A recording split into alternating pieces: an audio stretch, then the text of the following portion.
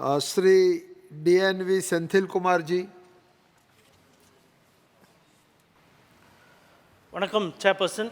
Thank you for giving me an opportunity to speak on the Jammu and Kashmir Reservation Amendment Bill 2023. Sir, first of all, coming to Jammu and Kashmir, seeing it as a union territory, as already said, it is always the union territory which looks ahead of going into a statehooship so that they can have more authority. But this is the first instance where we see a state being converted into a union territory. And what is the main reason behind it? The BJP has just won many of these state elections and they have come into this house. They see themselves and their strength is always seen as winning elections after elections and going after micromanagement. But what happens in Jammu and Kashmir? Why are they not able to do that? Since they are not able to do that, they bring a state into a union territory where they can have control over the governor and then they can run the governance through that. If they were capable and if they were very confident of winning Jammu and Kashmir, would they have gone in for a union territory? So that is the main reason that the people of this country should think that the power of this BJP is only winning elections and mainly in the heartland states of Hindi and what we generally call as the... You cannot come to South India. You see all the results of what happens in Tamil Nadu, Kerala, Andhra, Telangana and Karnataka. We are very strong over there. So we will not be surprised if you have an option of converting all these states also into union territory so that you can come into indirect power of coming and having, because you can never dream of setting foot over there and taking control of all these southern states. So having the reservation bill into confidence. So we should first look into the history because the Dravidian ideologies have always been strong and has been pro-reservations. So in the early years, before independence, the country was ruled by a minority of 3% people having a majority stay in all the government jobs, work, everywhere, education. It was the Dravidian ideology, it was our forefathers of DMK, the Justice Party, in the year 1926 that brought in the Reservation Act for work and for education in OBC sectors and for all class people. Till then, it was marginalized and only a section of the people, of 3% majority of the people had jobs and other things. So, in the year 1926 was the first time that in India, in Tamil Nadu, Justice Party brought all these reservations for people so that people from all class can take part in governance.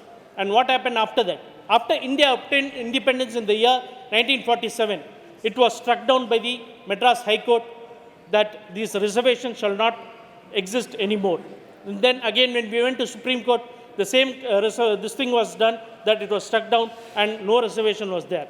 It was our leader, the great Dravidian ideology of Principal Tandai Periyar, who had, along with the then Prime Minister Jawaharlal Nehru and the Law Minister Ambedkar, had gone and sought that we need reservations for work and for education. It is completely necessary. And then after fight, at last the union government under the leadership of Prime Minister Jawaharlal Nehru agreed for reservation in work. But then Tandai Periyar and our leaders then struck it down. They said that if you give reservation only in work, who is educated? It is again only those people who are educated, that 3% of the society will again get work. So they again fought, they had many other protests, and then at last in the year 1951, the first amendment of this parliament, the first amendment of the constitution after it was formed, it was then declared that the first amendment that there will be reservation given for both work and for education, and that is how education and work has come and reservation had come into place, and so many people, so many lakhs of people have come into governance and other places so that we have a very good this thing.